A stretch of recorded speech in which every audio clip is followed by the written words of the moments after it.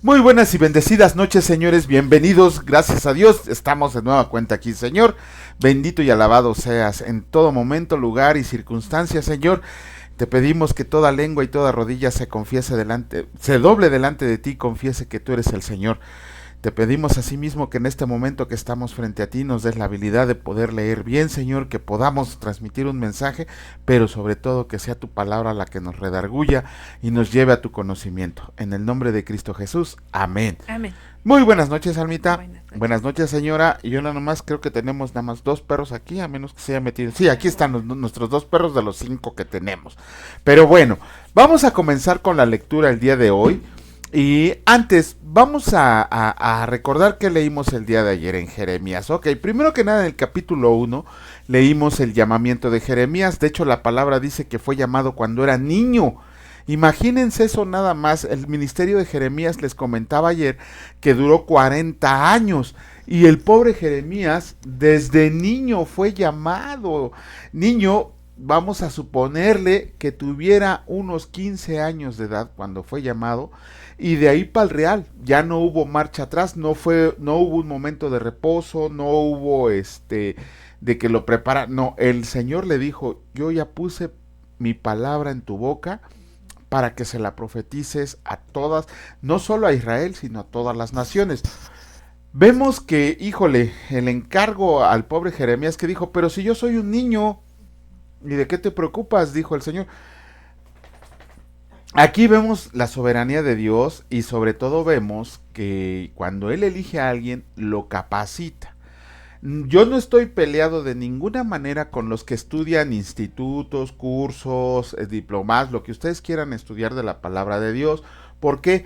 Porque es para el conocimiento del Señor, pero sobre todo para poder dar una defensa de nuestra fe y para poder predicar lo que estamos aprendiendo. No estoy, al contrario, yo siempre abogo y les pido a todas las personas que les enseñamos que estudien la palabra de Dios y si se puede en un instituto, si se puede un curso, lo que sea, pero que sigan estudiando la palabra de Dios. De ahí nos pasamos al capítulo 2. Híjole, hubo 2 versículos que me impresionaron de mucho. ¿Por qué? Porque no solamente se cometió en ese tiempo, sino que se sigue cometiendo en este tiempo. Dice el Señor en el versículo 13, y se los dice por boca de Jeremías, por dos cosas, ustedes, por 2 males que están haciendo contra mí, es porque viene el castigo contra ustedes. Y el Señor se los dijo claramente, qué es lo que estaba haciendo el pueblo de Israel, contra, ¿cómo se llama? Contra Él, contra Dios, contra el Creador, contra el sustentador. Les dice el Señor, me dejaron a mí, fuente de agua viva.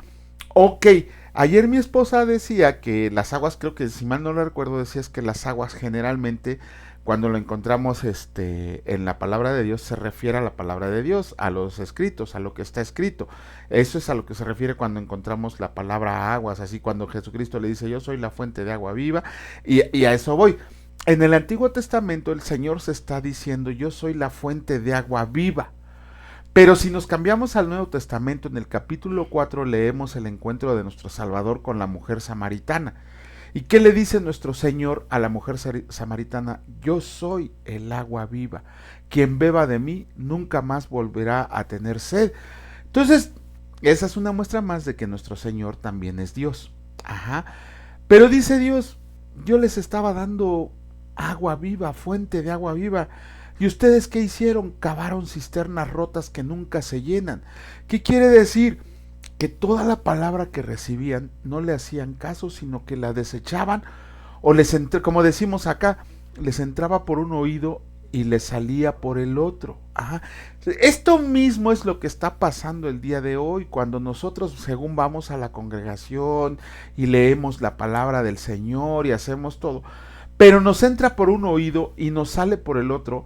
Y ni siquiera es para que lo recordemos o para que lo memoricemos, ni siquiera lo llevamos a la práctica, porque si no la retenemos, mucho menos vamos a saber cómo poderla llevar a la práctica, que eso es lo más importante. Pero todavía más adelante en el versículo 27 viene todavía una sentencia más fuerte, porque el Señor les está recriminando. que ellos habían dejado de un lado al Dios verdadero, al Dios creador, al Dios sustentador, al Dios proveedor, al Dios de dioses, ¿no? Porque les dice, ustedes agarran un leño y le dicen, mi padre eres tú. Ustedes agarran una piedra y le dicen, tú me engendraste. ¿Qué es lo que pasa el día de hoy? Ok, si se quieren ir a una comparación directa, bueno, ya veremos ahí que hay ciertas iglesias, ciertas religiones que están llenas de monitos, de piedras, de imágenes, a los cuales veneran como si fuera Dios mismo, aun y cuando en la palabra de Dios dice, yo, ¿por qué vuelves tu adoración hacia otros? Pero ahora ni siquiera nos volvemos hacia una leña o hacia una piedra, sino que esa idolatría también la podemos mandar hacia un hombre. Cuando estamos endiosados con un pastor, cuando estamos endiosados con alguien que predica muy bonito, y en vez de gloriarnos en Dios, le damos la gloria a Él. Ah, porque Él es el que me trae la palabra. Ah, porque Él es el que predica bien bonito. Ah, porque Él es el que me enseña. Cuando el Señor dice, yo soy el que le está dando palabra, lo acabamos de ver en Jeremías. Pero eso sí, y aquí les voy a poner un ejemplo bien claro. Cuando uno anda mal, ¿qué es lo primero que hacemos? Ay, Señor, y se los voy a decir. ¿Qué decimos? Oye, ¿puedes orar por mí? Porque estoy pasando por una prueba muy difícil. Y hace ratito estábamos teniendo esta plática mi esposita y yo. ¿Qué hacía Pablo cuando estaba en la cárcel? Él le mandaba decir a todos, ay hermanos, levanten oración por mí porque estoy preso y yo estoy seguro que sus oraciones me van a dejar libre. Pablo decía eso jamás de los jamases. Pablo se gozaba de que estaba en la prisión porque podía escribir sus cartas para que fueran llevadas a las iglesias.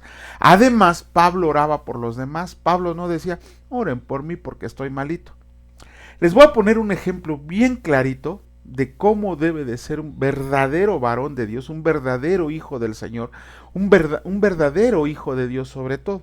Tenemos un amigo, tenemos el honor y la fortuna de tener un amigo llamado Raimundo. Raimundo, donde quiera que estés, que Dios te bendiga y te siga llenando de bendición.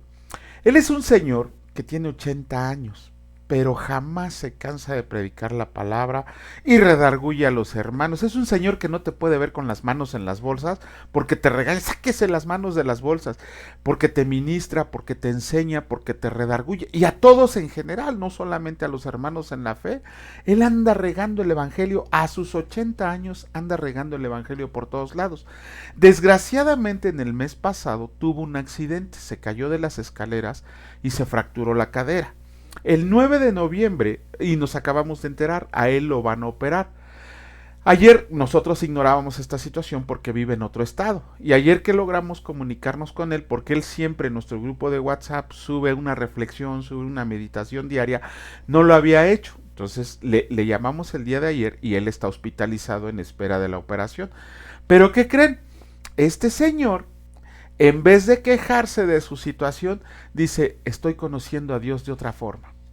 Estoy llevando la palabra. O sea, el Señor no se puede ni levantar, pero Él sigue aferrado a la palabra de Dios, ministrando y enseñando a la gente que se le acerca y dándonos sus reflexiones por medio de WhatsApp. Y ayer que le estábamos enviando la palabra, diciéndonos, platicándonos de Dios. Nunca nos dijo en la llamada telefónica, oye Juanito, ora por mí para que me vaya bien. Ni siquiera tocó el tema. Lo único que dijo, pues sí me duele mucho y estoy medio incómodo porque no puedo hacer ciertas cosas que podría hacer si caminara bien. Pero no se quejó. Él sabe que lo van a operar el 9 de noviembre y no dijo, oren por mí para que me vaya bien. No, al contrario, ya nos mandó una reflexión al grupo de WhatsApp. Y ya nos, ¿cómo se llama? Ya nos ministró, ya dio palabra y todo. Eso, aquí en Jeremías dice, cuando ustedes están mal se vuelven a mí. Este hombre, estando mal y estando bien, siempre se está aferrando a la palabra del Señor. Eso es lo que todos debemos hacer. Yo sí, también le platicaba a mi esposa, sí, es muy fuerte, muy duro, muy desgastante. Cuando pasas por una prueba, cuando pasas por una tribulación, cuando pasas por una enfermedad o todo. Pero el Señor ahí ve de qué estás hecho. le decía, mi esposa y yo platicábamos también tenemos aquí un muchacho, un joven al que le estamos enseñando de manera personal la palabra de Dios, y siempre que viene aquí, viene con el ánimo de, perdón, viene con el ánimo de aprender, y no sabemos lo que trae encima hasta que nos enteramos por otras fuentes. Mi esposa y yo pasamos por diversas pruebas y tribulaciones, y aún así nuestra No, meta eso no. debe de seguir con el Señor. Nuestra meta debe de estar puesta en el Señor. De esa manera todos nosotros, en las buenas y en las malas, el Señor es nuestro ayudador. Pero todas esas fuerzas y todos esos ánimos, no olvidemos que vienen del Señor, Vienen de del Señor. estar con Él. No seríamos nada, absolutamente nada, si Él no es el que está Ah, con nosotros. claro que sí. Esas fuerzas, esas ganas, ese fuego, ese avivamiento en los momentos de tribulación, pues vienen Del Señor. del Señor. Vienen del Señor. Aferrémonos al Señor.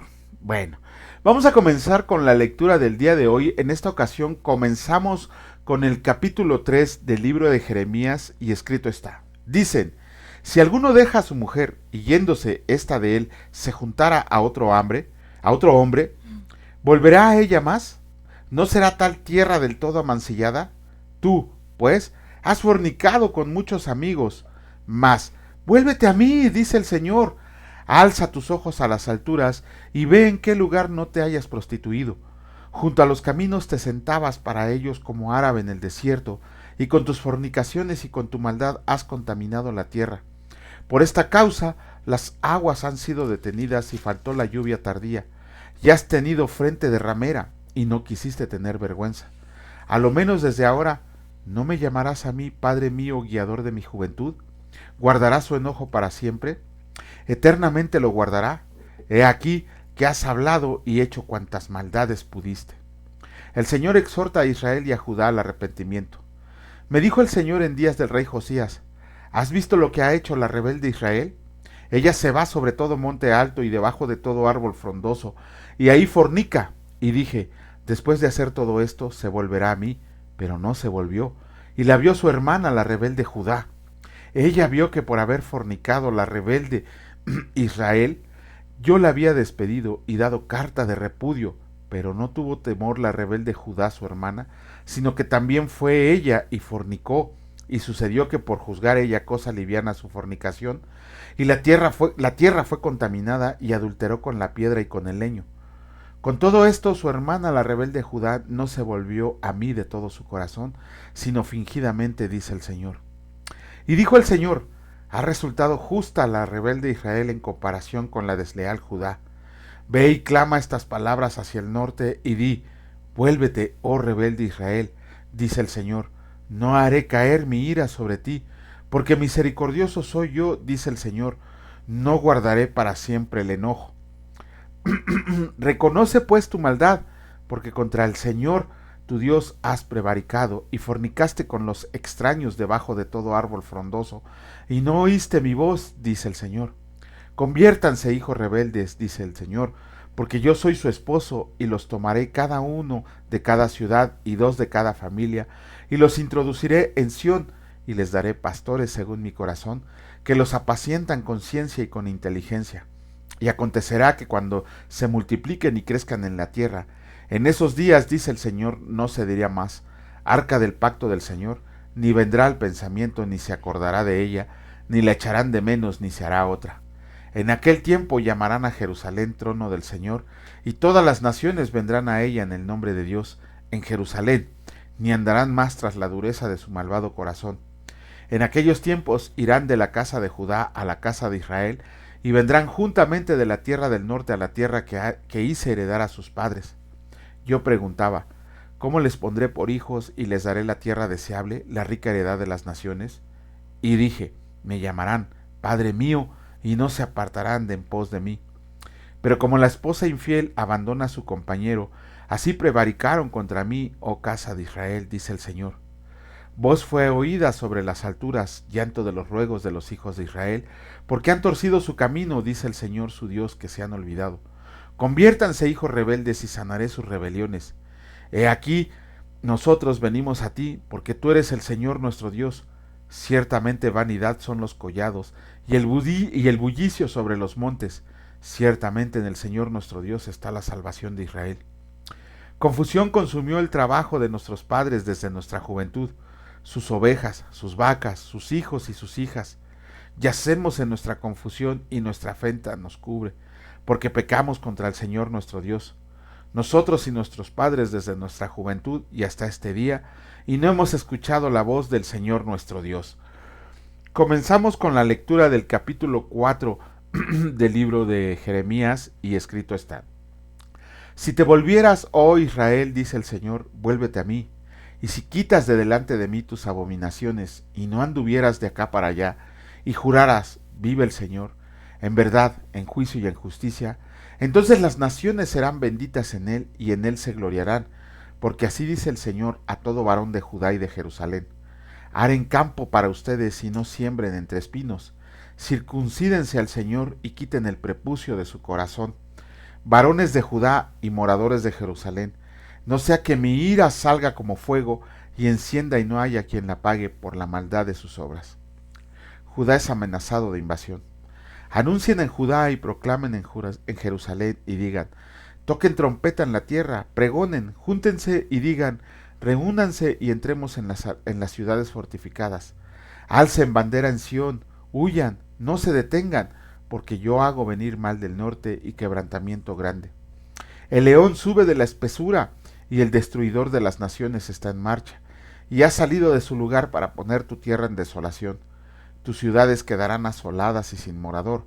Por esto, vístanse de cilicio, endechen y aúllen, porque la ira del Señor no se ha apartado de nosotros. En aquel día, dice el Señor, desfallecerá el corazón del rey y el corazón de los príncipes, y los sacerdotes estarán atónitos, y se maravillarán los profetas. Y dije: ay, ay, Señor Dios, verdaderamente en gran manera has engañado a este pueblo y a Jerusalén, diciendo: paz tendrás, pues la espada ha venido hasta el alma. En aquel tiempo se dirá a este pueblo y a Jerusalén: viento seco de las alturas del desierto, vino la hija de mi pueblo, no para aventar ni para limpiar. Viento más vehemente que éste vendrá a mí, y ahora yo pronunciaré juicio contra ellos. He aquí que subirá como nube, y su carro como torbellino, más ligeros son sus caballos que las águilas. Ay de nosotros, porque entregados somos a despojo. Lava tu corazón de maldad, oh Jerusalén, para que seas salva. ¿Hasta cuándo permitirás en medio de ti los pensamientos de iniquidad? Porque una voz trae las nuevas desde el Dan, y hace oír la calamidad desde el monte de Efraín. Digan a las naciones: he aquí, hagan oír sobre Jerusalén. Guardas vienen de tierra lejana, y levantarán su voz contra las ciudades de Judá. Como guardas de campo estuvieron en derredor de ella, porque se rebeló contra mí, dice el Señor. Tu camino y tus obras te hicieron esto, esta es tu maldad, por lo cual amargura penetrará hasta tu corazón. Mis entrañas, me duelen las fibras de mi corazón se agita dentro de mí, no callaré, porque sonido de trompeta has oído, oh alma mía, pregón de guerra. Quebrantamiento sobre quebrantamiento es anunciado, porque toda la tierra es destruida. De repente son destruidas mis tiendas, en un momento mis cortinas. ¿Hasta cuándo he de ver bandera, he de oír sonido de trompeta? Porque mi pueblo es necio, no me conocieron, son hijos ignorantes y no son entendidos, sabios para hacer el mal, pero hacer el bien no supieron. Miré la tierra y he aquí que estaba asolada y vacía, y a los cielos y no había en ellos luz. Miré a los montes y he aquí que temblaban, y todos los collados fueron destruidos. Miré y no había hombre, y todas las aves del cielo se habían ido. Miré y he aquí el campo fértil era un desierto, y todas sus ciudades eran asoladas delante del Señor, delante del ardor de su ira. Porque así dijo el Señor: toda la tierra será asolada, pero no la destruiré del todo. Por esto se enlutará la tierra, y los cielos arriba se oscurecerán, porque hablé, lo pensé, y no me arrepentí, ni desistiré de ello. Al estruendo de la gente de a caballo, y de los flecheros huyó toda la ciudad. Entraron en las espesuras de los bosques, y subieron a los peñascos. Todas las ciudades fueron abandonadas, y no quedó en ellas morador alguno. Y tú, destruida, ¿qué harás? Aunque te vistas de grana, aunque te adornes con atavíos de oro, Aunque pintes con antimonio tus ojos, en vano te engalanas, te menospreciarán tus amantes, buscarán tu vida. Porque oí una voz como de mujer que está de parto, angustia como de primeriza, voz de la hija de Sión que lamenta y extiende sus manos, diciendo, ay ahora de mí, que mi alma desmaya a causa de los asesinos. Chanclas. Con eso terminamos la lectura del día de hoy del libro de Jeremías. Y pues bueno, mañana, si Dios lo permite, estaremos haciendo los comentarios. Comenzamos con la Yo lectura. sí tenía, Perdón. Dos comentarios muy pequeños en lo que acabamos de leer, porque me saltan mucho. ¿Se acuerdan la respuesta que da Jesús ante el adulterio? Cuando los maestros de la ley le dicen, bueno, ¿y cómo le hacemos ante el adulterio? Y Jesús dice y contesta conforme a las escrituras. O sea, no está dando una nueva ley que en esos tiempos para los maestros de la ley, dicen los estudiosos que si la mujer no cocinaba bien, si la mujer no era agradable a sus ojos, si la mujer algo le encontraban, le daban carta de divorcio y vámonos, ¿no? Y la que viene. Y entonces por eso se acercan a Jesús y le dicen, bueno, y háblanos sobre el divorcio. Aquí acabamos de leer que él contesta conforme a las escrituras, no crea nuevas cosas, y eso es lo que cada vez me sorprende más, o cuando llegamos a encontrar esto de la escritura, porque dices, híjoles, el Señor Jesús obviamente leía lo mismo que estamos leyendo ahorita. Claro. Y con base en eso que estamos leyendo ahorita, él lo leía y lo decía.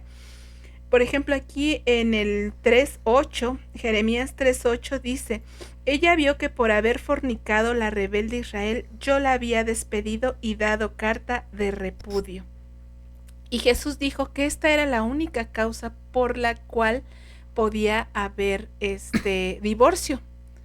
No sé si lo recuerdan. Bueno, si no, búsquenlo, porque dice, a no ser por causa de fornicación. Sí. Ajá. Y entonces aquí no se contradice en ninguna parte la escritura. Jesús, bueno, ahí vemos que estos señores, obviamente ellos también lo leían. Y entonces, como decía Jesús, ¿cómo lees? ¿O qué lees? ¿No? Y entonces aquí estamos viendo que obviamente el Señor aquí se refiere, y tan importante es la figura del matrimonio que Dios lo pone como su relación entre él y su bueno, aquí su pueblo elegido, Israel, ¿verdad?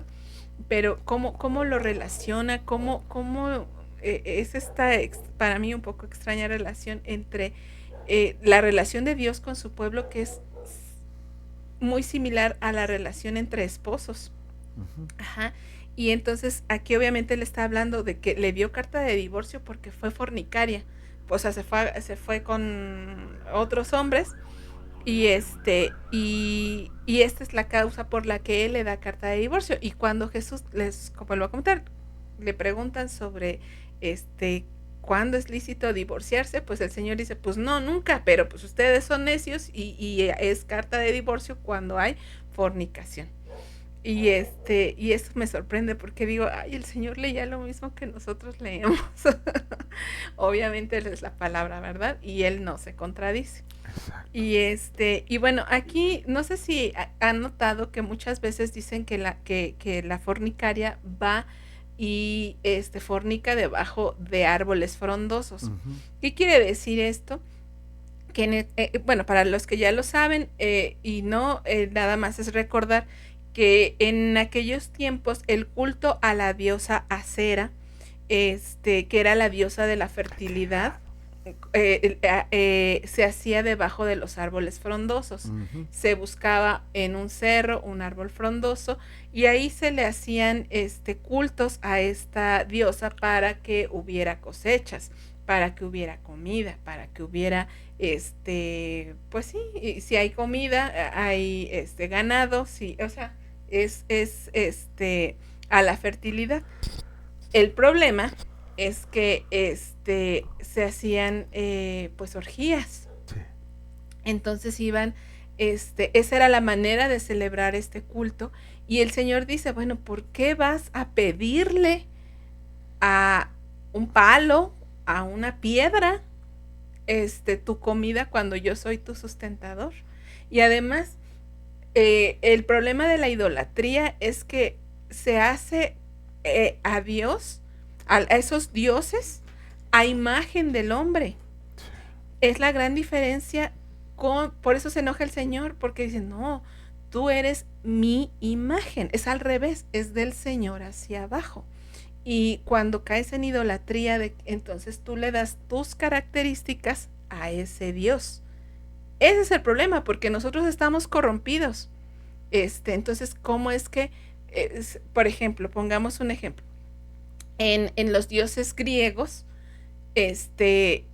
y romanos, si ustedes leen parte de la mitología, pues hay atrocidades terribles, terribles, o sea, puros dioses caprichudos, híjoles, pues sí, las palabras son muchas para describirlos, pero son dioses hechos a imagen y semejanza de los hombres que los crearon. Y el Señor no quiere eso, dice, yo quiero que seas a mi imagen, santo, perfecto, justo, todas las características del Señor. O sea, no hablamos de una característica física. No de una característica física, sino de una manera de ser, por así decirlo, ¿no? Porque Él nos creó a su imagen. Entonces, cuando creamos dioses, nosotros los creamos a nuestra imagen. Entonces, esa es la gran diferencia, y entonces se corrompe todo el sistema. Y se empiezan a hacer atrocidades. Se empiezan a hacer cosas que no están bien. Por eso se enoja tanto el Señor. Es una de las razones por las cuales no es porque diga, ay, ¿por qué van a adorar? Pues no, porque las repercusiones para nosotros son muy... Entonces nunca vamos a crecer, pues. Nunca vamos a llegar a la estatura del varón perfecto teniendo idolatría. Además de que somos fácilmente manipulables por los líderes que están, de sacerdotes, de esos cultos, o de esas celebraciones, cuando no son hechas a imagen es al revés el Dios. Entonces, ¿qué pasa con los que iban o van a esos cultos? Pues que eres fácilmente manipulable y llevado por caminos que no son correctos. Por eso el Señor se enoja tanto con la idolatría. Son razones, y vamos a encontrar más, porque a veces a mí en lo personal me costaba trabajo, bueno, ¿por qué se enoja tanto? Dicen es un Dios celoso, pero yo estaba entendiendo los celos desde mi concepción de caída, o sea, de que todavía no leía mucho, y aunque haya leído mucho, luego uno no entiende, o no se nos abren los ojos hasta que el Señor dice, no nos amanece. A ver, otra vez, por eso lo repite tantas veces, yo creo, en el libro, en los libros, para que uno lo vaya entendiendo. Ajá. Perdón. Y otra cosa es que, por ejemplo, aquí en el versículo 3:24 nos dice, confusión consumió el trabajo de nuestros padres por estar en la idolatría. Dice, y lo peor es que dice, de nuestros padres desde nuestra juventud, sus ovejas, sus vacas, sus hijos y sus hijas. Wow. ¿Qué es lo que hay en el sistema de idolatría? ¿Qué te trae confusión? Porque no sabes distinguir qué es lo bueno y qué es lo malo. Y empiezas con ¿esto será bueno o será malo? Y yo creo que es bueno, pero a los ojos de Dios es malo. Y cuando tú no tienes discernimiento, cuando tú no tienes esta verdad en tus manos de saber, entonces entras en confusión y empiezas a hacer cosas que te van a traer problemas, que te van a traer situaciones a las que no fuiste diseñado, y que al final, pues eso es lo que el Señor dice, no, porque te va a traer confusión. Aquí lo acabamos de leer. Entonces, bueno, eso es lo que me llama mucho la atención de esto. Y otro versículo que me llama la atención es del capítulo 4, el versículo 10, que dice, paz tendrás, pues la espada ha venido, ¿hasta dónde? Hasta el alma. En el 3:4. Ajá. Perdón. No, 4:10. Aquí está. Y dije, ay, Señor Dios, Ese es el 4:10. Verdaderamente en gran manera. Y dije, bueno, aquí está, verdaderamente en gran manera has engañado a este pueblo Jerusalén diciendo. ¿Qué versículo es? Aquí está abajito. Es que se sigue. A este pueblo y a Jerusalén diciendo, paz tendrás, pues la espada ha venido hasta el alma. ¿Se acuerdan que también en el Nuevo Testamento decimos que la palabra, ¿qué hace con nuestra alma? O sea, penetra hasta las coyunturas y parte el alma. Bueno, es muy reconfortante cuando encuentras respuestas de este tamaño. En la palabra. Sí, y les digo, el Señor contesta. En su soberanía, cuando él así dice, ya, te va a ir amaneciendo. Bueno, pero para eso hay que estar uno apegado, porque si no, nunca va a llegar la respuesta, ¿verdad? Bueno, empiezo con el Nuevo Testamento. Ok. Hemos comentado en el Nuevo Testamento los equilibrios que Juan el Amado, el apóstol, fue encontrando en su caminar con Jesús, en su caminar terrenal con Jesús. Si recuerdan, hemos visto, conforme a un libro muy recomendable, que se llama 12 hombres comunes y corrientes, es del pastor John MacArthur, y nos describe a esos 12 hombres que Jesús eligió. Y que cambiaron el mundo. Y que cambiaron, e iniciaron la iglesia. Entonces, ayuda a ver detalles que el ojo tan entrenado de este pastor en la escritura, pues a veces se nos van, o a veces no los meditamos.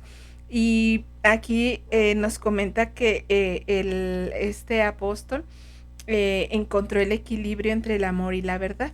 Lo platicamos ayer. Y él era una persona que quería encontrar la verdad, por dónde ir.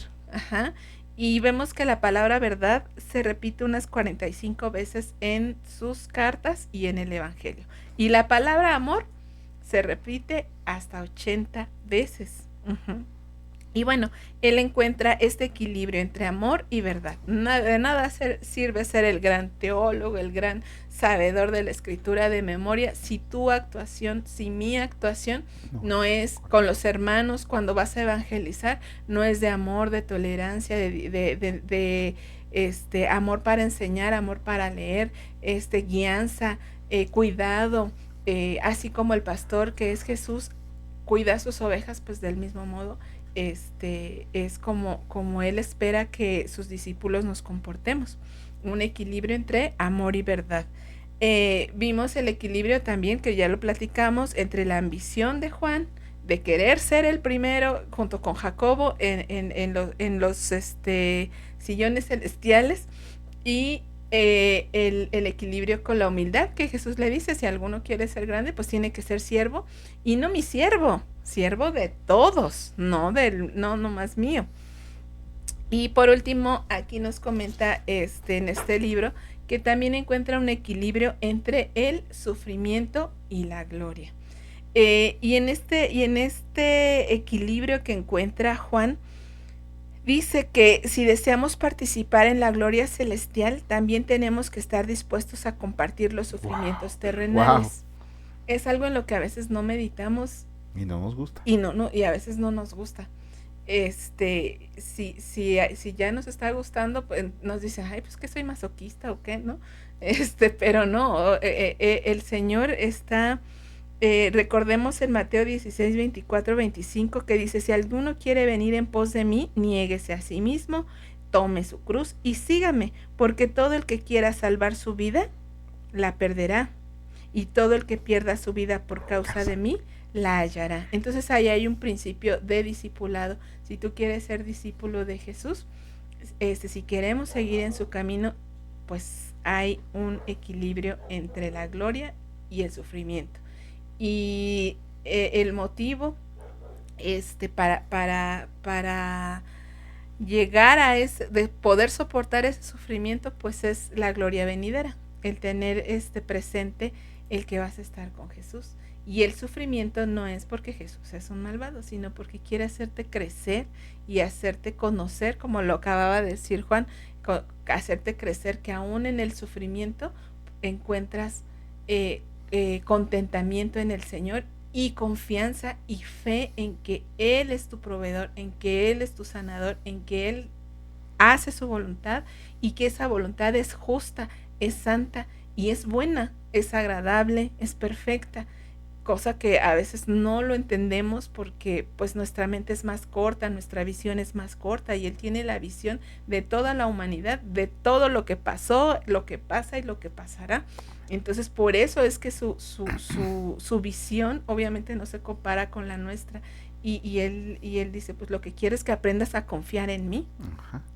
Y bueno, él supo que ¿se acuerdan cuando dice el Señor, de esta copa ustedes tienen que beber, y desde el bautismo que yo voy a ser bautizado, ustedes serán bautizados? Y los queridos Boanerges dijeron, sí lo aguantamos. Le entramos. Luego le echamos piedras al buen Pedro, pero pues aquí están otros dos, ¿verdad? Y luego nosotros cuando estamos, no, yo voy a ser cristiano de aquí hasta que me muera.